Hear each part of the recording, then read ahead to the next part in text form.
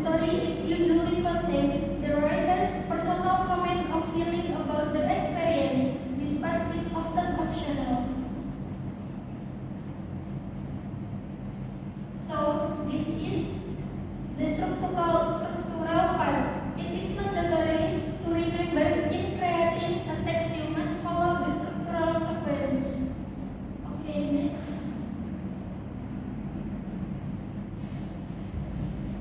is language cues.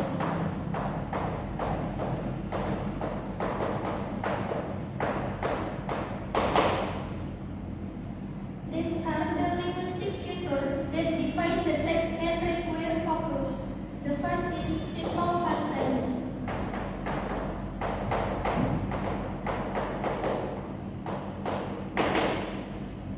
The most crucial feature, action verbs must be used in the past form verb to show the action is finished.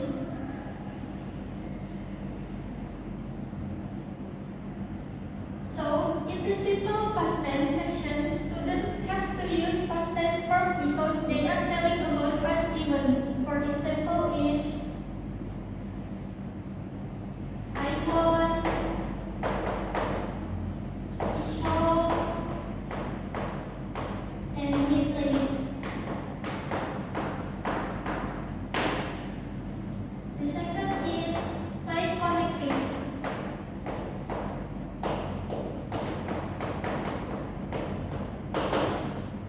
Use to link events together and show the proper time sequence.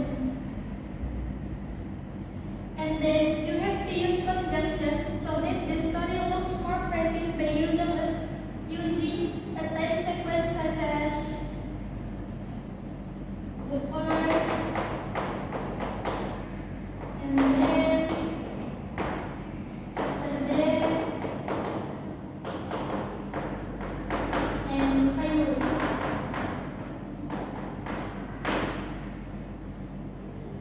And the third is adverbs of time and place.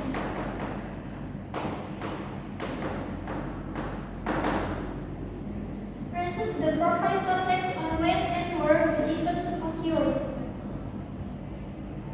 And also have to use phrases such as when and where the event occurred. For example, yesterday, last month, and at the school.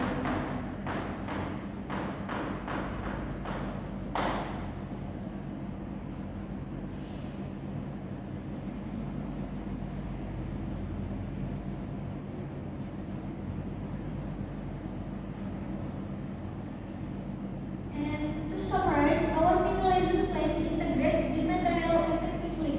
The first is application.